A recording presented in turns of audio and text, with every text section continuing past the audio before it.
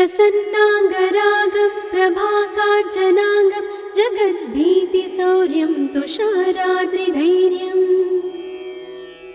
तृणीभूतहेतिं रणोद्यद्विभूतिं भजे वायुपुत्रं पवित्राप्तमित्रम् भजे पावनं भावनानित्यवासम् भजे बालभानं प्रभाचारुभासम् भजे चन्द्रिकाकुन्दमन्दारहासम् भजे सन्ततं रामभूपालदासम् भजे लक्ष्मणप्राणरक्षातिदक्षं भजे तोषितानेकगीर्वाणपक्षम् भजे घोरसङ्ग्रामसीमाहताक्षं भजे रामनामातिसम्प्राप्तरक्षम् कृताभीलनादं क्षितिक्षिप्तपादम् घनक्रान्तभृङ्गं कटिस्थोरुजङ्घम् वियद्व्याप्तकेशं भुजाश्लेषितास्मम् जयश्रीसमेतं भजे रामदूतम्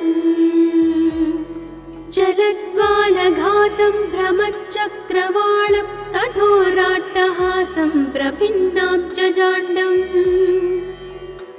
महासिंहनादाद्विशीर्णत्रिलोकं भजे आञ्जनेयं प्रभुं वज्रकायम्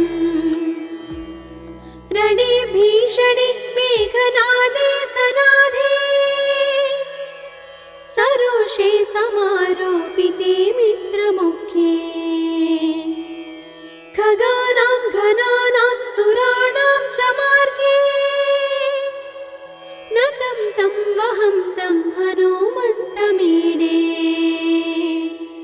कनद्रत्नजम्भारिदम्भोळिधारं कनद्दन्तनिर्धूतकालोग्रदन्तम् पदाघातभीताब्धिभूताधिवासं रणक्षोणिदक्षं भजे पिङ्गळाक्षम् महाग्राहपीडा महोत्पातपीडा महारोगपीडा महातीव्रपीडा हरत्यासुते पादपद्मानुरक्तो नमस्ते कपिश्रेष्ठ रामप्रियो यः सुधासिन्धुमुल्लङ्घ्य नाथोग्रदीप्तः सुधाचौषधीस्ता प्रगुप्तप्रभावः षडद्रोणशैलस्य सारेण सेतुं विना भूस्वयं कः समर्थः कपीन्द्रः निरातङ्कमाविश्य लङ्कां विसङ्गो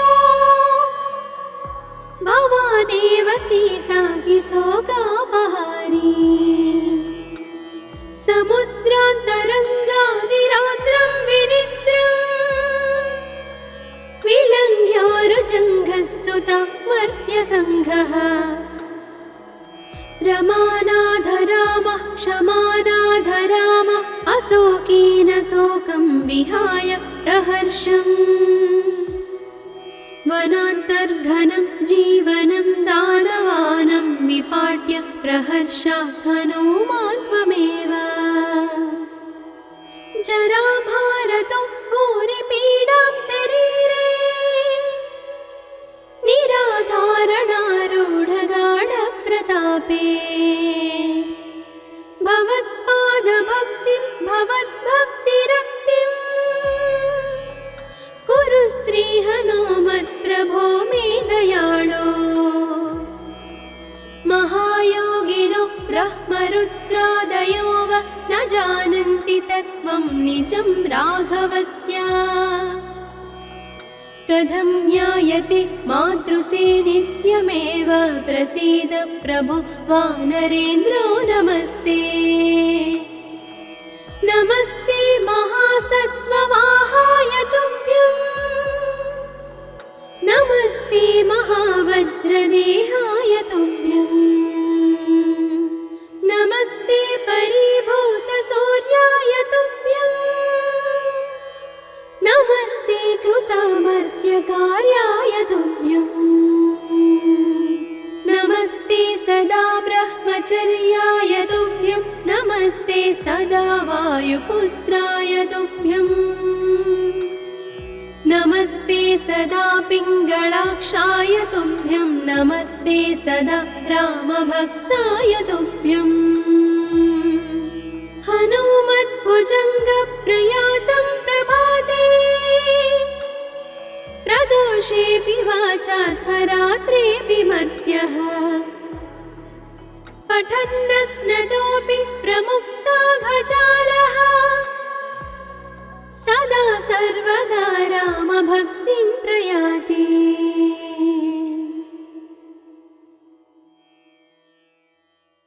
प्रसन्नाङ्गरागं प्रभाकाञ्चनाङ्गं जगद्भीतिशौर्यं तुषाराद्रिधैर्यम् तृणीभूतहेतिं रणोद्यद्विभूतिं भजे वायुपुत्रं पवित्राप्तमित्रम् भजे पावनं भावनानित्यवासम् भजे बालभानं प्रभाचारुभासम् भजे चन्द्रिकाकुन्दमन्दारहासम् भजे सन्ततं रामभूपालदासम् भजे लक्ष्मणप्राणरक्षातिदक्षं भजे तोषितानेकगीर्वाणपक्षम् भजे घोरसङ्ग्रामसीमाहताक्षं भजे रामनामातिसम्प्राप्तरक्षम् कृताभीलनादं क्षितिक्षिप्तपादम् घनक्रान्तभृङ्गं कटिस्थोरुजङ्घम् वियद्व्याप्तकेशं भुजाश्लेषितास्मम् जयश्रीसमेतं भजे रामदूतम् चलद्वालघातं भ्रमच्चक्रवालं कठोराट्टहासं प्रभिन्नाब्जजाण्डम् महासिंहनादाद्विशीर्णत्रिलोकं भजे आञ्जनेयं प्रभुं वज्रकायम् रणे भीषणे मेघनादे सनादे सरोषे समारोपिते मित्रमुख्ये खगानां घनानां सुराणां च मार्गे नतं तं वहं तं हनुमन्तमीडे कनद्रत्नजम्भारिदम्भोळिधारं कनद्दन्तनिर्धूतकालोग्रदन्तम् पदाघातभीताब्धिभूताधिवासं रणक्षोणिदक्षं भजे पिङ्गलाक्षम् महाग्राहपीडा महोत्पातपीडा महारोगपीडा महातीव्रपीडा हरत्यासुते पादपद्मानुरक्तो नमस्ते कपिश्रेष्ठ रामप्रियो यः सुधा सिन्धुमुल्लङ्घ्य नाथोग्रदीप्तः सुधा चौषधीस्ता प्रगुप्तप्रभावः षडद्रोणशैलस्य सारेण सेतुं विना भूस्वयं कः समर्थः कपीन्द्रः निरातङ्कमाविश्य लङ्कां विसङ्गो भवानेव सीतातिशोकापहारी समुद्रान्तरङ्गादिरौद्रं विनिद्रम् विलङ्घ्योरुजङ्घस्तुता मर्त्यसङ्घः रमानाथ रामः क्षमानाथ रामः अशोकेन शोकं विहाय प्रहर्षम् वनान्तर्घनं जीवनं दानवानं विपाट्य प्रहर्षात् हनुमान् त्वमेव जराभारतो भूरिपीडां शरीरे निराधारणारूढगा कल्पे भवत्पादभक्तिं भवद्भक्तिरक्तिं कुरु श्रीहनुमत्प्रभो मे दयाळो महायोगिनो ब्रह्मरुद्रादयो वा न जानन्ति तत्त्वं निजं राघवस्य कथं ज्ञायते मातृसे नित्यमेव प्रसीद प्रभो वानरेन्द्रो नमस्ते नमस्ते महासत्त्ववाहाय तुभ्यं नमस्ते महावज्रदेहाय तुभ्यं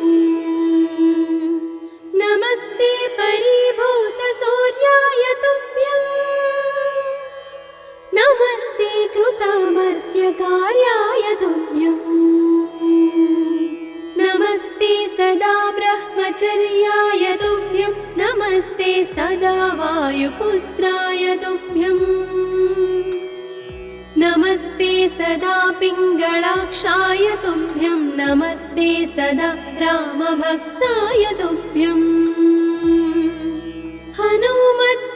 हनुमद्भुजङ्गप्रयातं प्रभाते प्रदोषेऽपि वाचाथ रात्रेऽपि मर्त्यः पठन्नस्नतोऽपि प्रमुक्ताघजालः सदा सर्वदा रामभक्तिं प्रयाति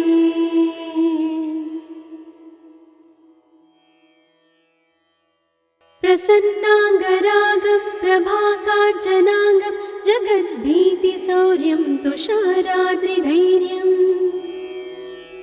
तृणीभूतहेतिं रणोद्यद्विभूतिं भजे वायुपुत्रं पवित्राप्तमित्रम् भजे पावनं भावनानित्यवासं भजे बालभानं प्रभाचारुभासं भजे चन्द्रिकाकुन्दमन्दारहासं भजे सन्ततं रामभूपालदासं भजे लक्ष्मणप्राणरक्षातिदक्षं भजे तोषितानेकगीर्वाणपक्षम् भजे घोरसङ्ग्रामसीमाहताक्षं भजे रामनामातिसम्प्राप्तरक्षम् कृताभीलनादं क्षितिक्षिप्तपादं घनक्रान्तभृङ्गं कटिस्थोरुजङ्घम् वियद्व्याप्तकेशं भुजाश्लेषितास्मं जय श्रीसमेतं भजे रामदूतं चलद्वालघातं भ्रमच्चक्रवालं कठोराट्टहासं प्रभिन्नाब्जजाण्डम् महासिंहनादाद्विशीर्णत्रिलोकं भजे आञ्जनेयं प्रभुं वज्रकायम् रणे भीषणे मेघनादे सनादे सरोषे समारोपिते मित्रमुख्ये खगानां घनानां सुराणां च मार्गे नतं तं वहं तं हनुमन्तमीडे कनद्रत्नजम्भारिदम्भोळिधारं कनद्दन्तनिर्धूतकालोग्रदन्तम् पदाघातभीताब्धिभूताधिवासं रणक्षोणिदक्षं भजे पिङ्गळाक्षम् महाग्राहपीडा महोत्पातपीडा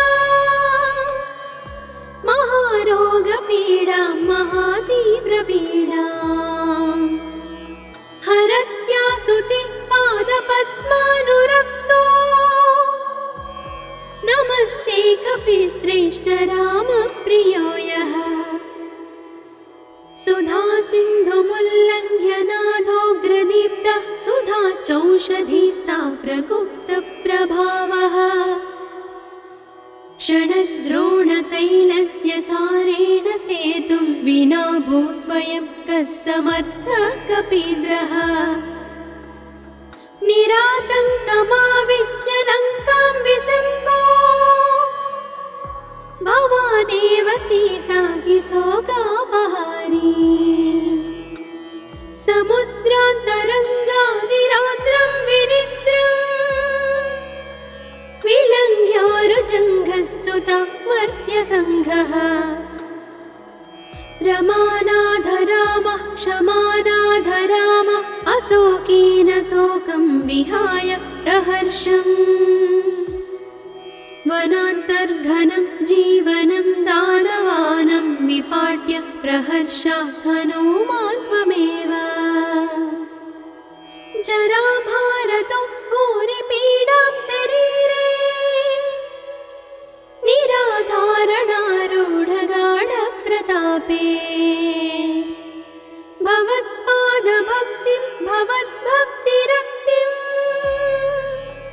कुरु श्रीहनुमत्प्रभो मे दयाळो महायोगिनो ब्रह्मरुद्रादयो वा न जानन्ति तत्त्वं निजं राघवस्य कथं ज्ञायते मातृसे नित्यमेव प्रसीद प्रभो वानरेन्द्रो नमस्ते नमस्ते महासत्त्ववाहाय तुभ्यं नमस्ते महावज्रदेहाय तुभ्यं नमस्ते परिभूतसूर्याय तुभ्यं नमस्ते कृतामर्त्यकार्याय तुभ्यं नमस्ते सदा ब्रह्मचर्याय तुभ्यं नमस्ते सदा वायुपुत्राय तुभ्यं नमस्ते सदा पिङ्गळाक्षाय तुभ्यं नमस्ते सदा रामभक्ताय तुभ्यं हनुमद्भुजङ्गप्रयातं प्रभाते प्रदोषेऽपि वाचार्थरात्रेऽपि मर्त्यः पठन्नस्नतोऽपि प्रमुक्ताघजालः सदा सर्वदा रामभक्तिं प्रयाति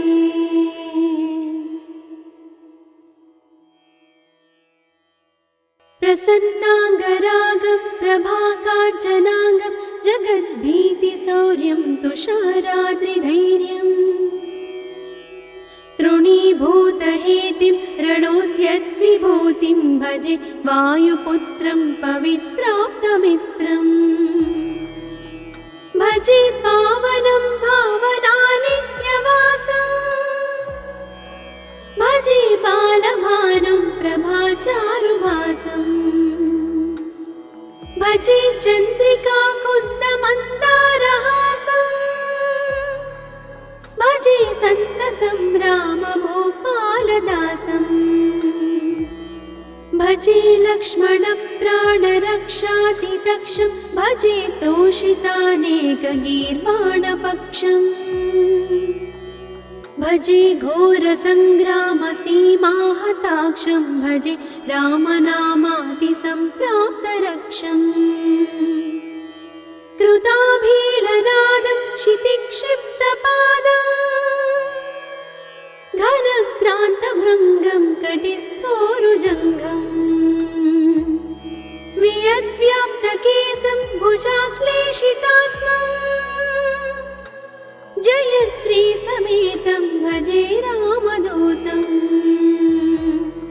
चलद्वालघातं भ्रमच्चक्रवालं कठोराट्टहासं प्रभिन्नाब्जजाण्डम्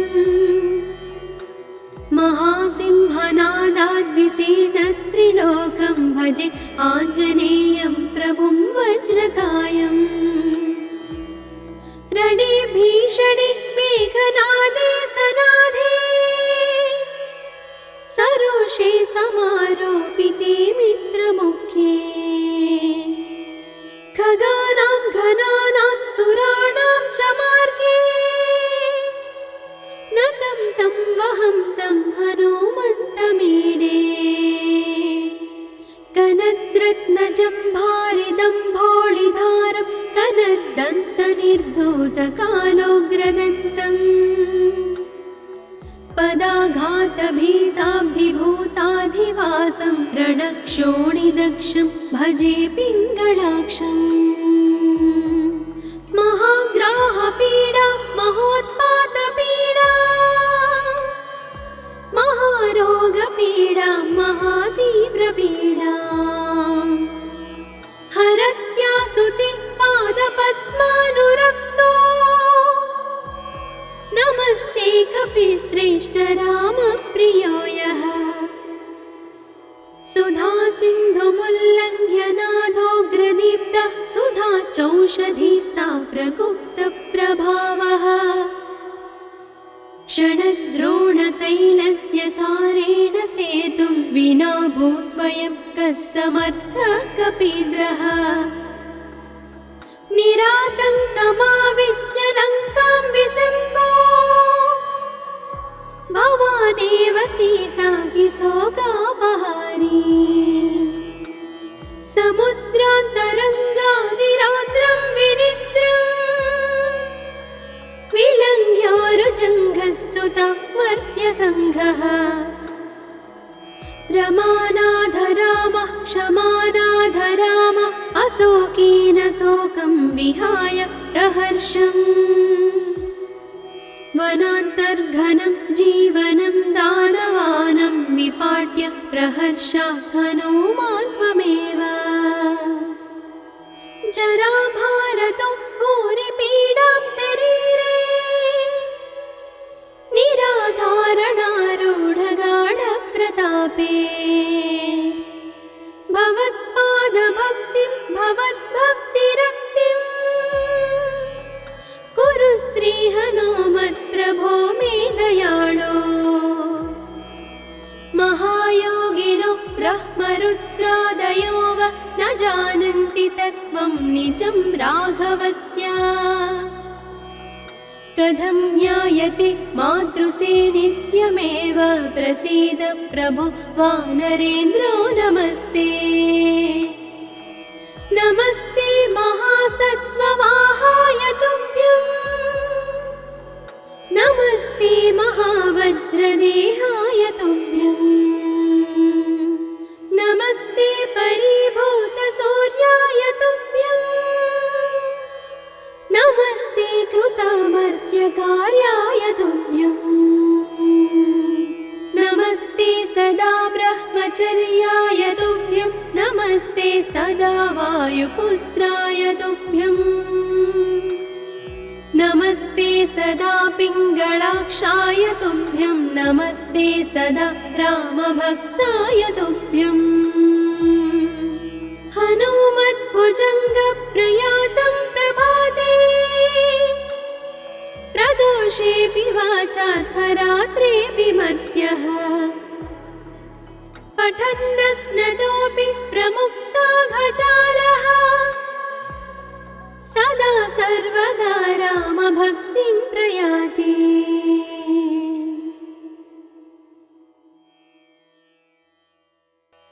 प्रसन्नाङ्गरागं प्रभाकाञ्चनाङ्गं जगद्भीतिशौर्यं तुषाराद्रिधैर्यम् तृणीभूतहेतिं रणोद्यद्विभूतिं भजे वायुपुत्रं पवित्राप्तमित्रम् भजे पावनं भावनानित्यवासं भजे बालभानुं प्रभाचारुभासं भजे चन्द्रिकाकुन्दमन्दारहासं भजे सन्ततं रामभूपालदासं भजे लक्ष्मणप्राणरक्षातिदक्षं भजे तोषितानेकगीर्वाणपक्षम् भजे घोरसङ्ग्रामसीमाहताक्षं भजे रामनामातिसम्प्राप्तरक्षम् कृताभीलनादं क्षितिक्षिप्तपादम् घनक्रान्तभृङ्गं कटिस्थोरुजङ्घम् यद्व्याप्तकेशं भुजाश्लेषितास्मं जयश्रीसमेतं भजे रामदूतम् चलद्वालघातं भ्रमच्चक्रवालं कठोराट्टहासं प्रभिन्नाब्जजाण्डम् महासिंहनादाद्विशीर्णत्रिलोकं भजे आञ्जनेयं प्रभुं वज्रकायम् रणे भीषणे मेघनादे सनादे सरोषे समारोपिते मित्रमुख्ये खगानां घनानां सुराणां च मार्गे नतं तं वहं तं हनुमन्तमीडे कनद्रत्नजम्भारिदम्भोळिधारं कनद्दन्तनिर्धूतकालोग्रदन्तम् पदाघातभीताब्धिभूताधिवासं रणक्षोणिदक्षं भजे पिङ्गळाक्षम् महाग्राहपीडा महोत्पातपीडा महारोगपीडा महातीव्रपीडा हरत्यासुते पादपद्मानुरक्तो नमस्ते कपिश्रेष्ठ रामप्रियो यः सुधा सिन्धुमुल्लङ्घ्य नादोग्रदीप्तः सुधा चौषधीस्था प्रगुप्तप्रभावः षडद्रोणशैलस्य सारेण सेतुं विना भूस्वयं कः समर्थः कपीन्द्रः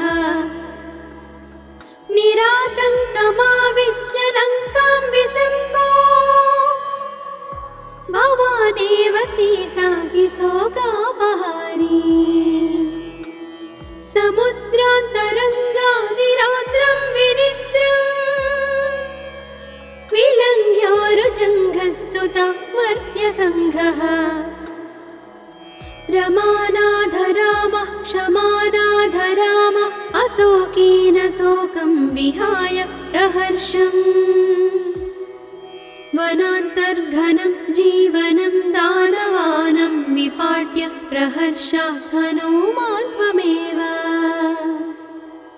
जराभारतो भूरिपीडां शरीरे निराधारणारूढगाढप्रतापे भवत्पादभक्तिं भवद्भक्तिरक्तिं कुरु श्रीहनुमत्प्रभो मे दयाळो महायोगिनो ब्रह्मरुद्रादयो वा न जानन्ति तत्त्वं निजं राघवस्य कथं ज्ञायते मातृसे नित्यमेव प्रसीद प्रभो वानरेन्द्रो नमस्ते नमस्ते महासत्त्ववाहाय तुभ्यम् नमस्ते महावज्रदेहाय तुभ्यम् नमस्ते परिभूतसूर्याय तुभ्यम् नमस्ते कृतामर्त्यकार्याय तुभ्यम् नमस्ते सदा ब्रह्मचर्याय तुभ्यं नमस्ते सदा वायुपुत्राय तुभ्यम् नमस्ते सदा पिङ्गळाक्षाय तुभ्यं नमस्ते सदा रामभक्ताय तुभ्यम् हनुमद्भुजङ्गप्रयातं प्रभाते प्रदोषेऽपि वाचार्थरात्रेऽपि मर्त्यः पठन्नस्नतोऽपि प्रमुक्ताघजालः सदा सर्वदा रामभक्तिं प्रयाति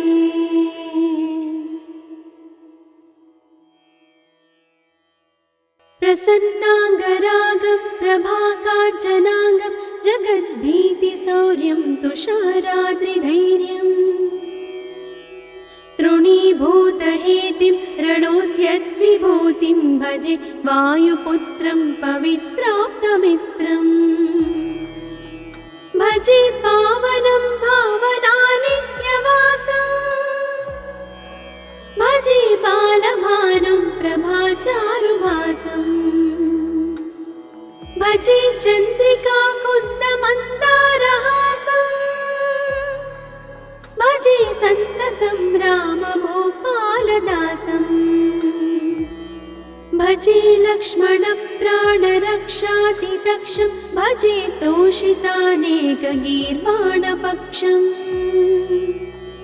भजे घोरसङ्ग्रामसीमाहताक्षं भजे रामनामातिसम्प्राप्तरक्षम् कृताभीलनादं क्षितिक्षिप्तपादम्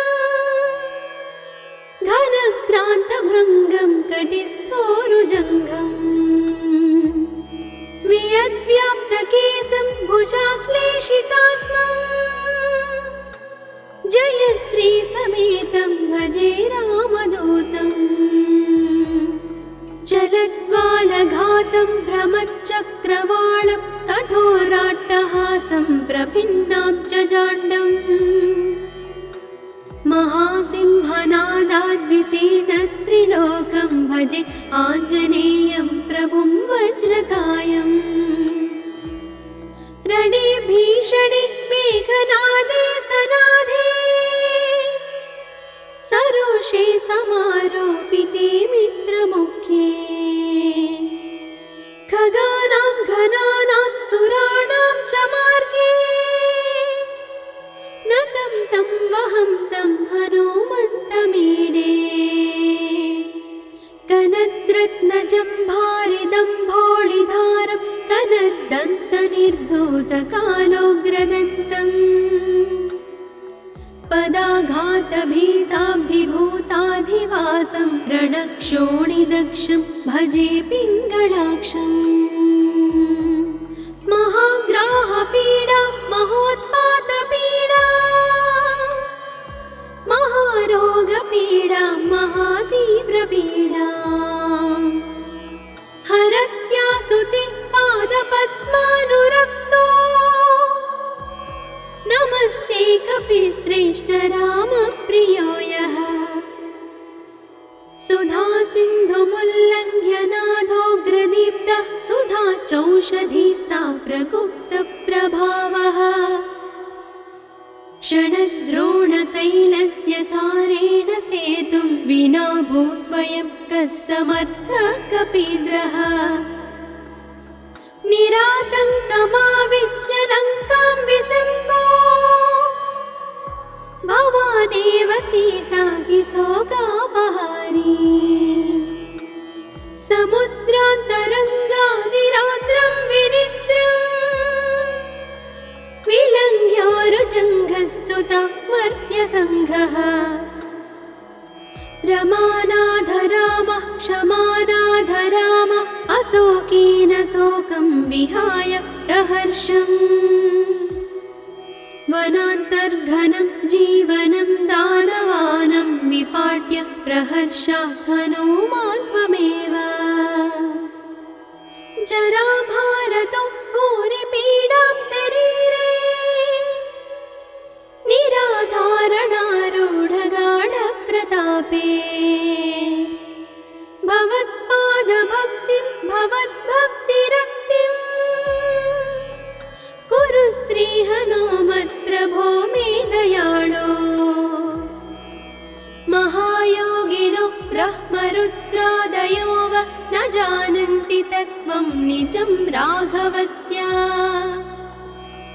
कथं ज्ञायते मातृसे नित्यमेव प्रसीद प्रभो वानरेन्द्रो नमस्ते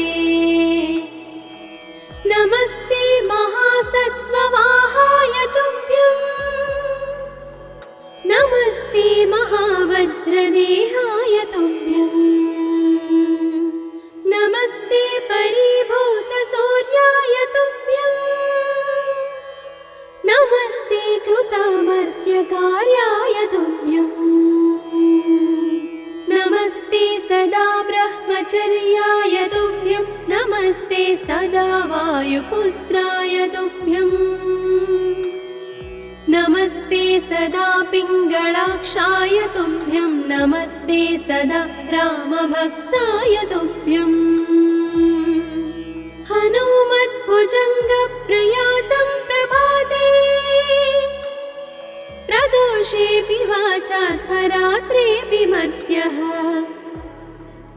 पठन्नस्नतोऽपि प्रमुक्ताघजालः सदा सर्वदा रामभक्तिं प्रयाति।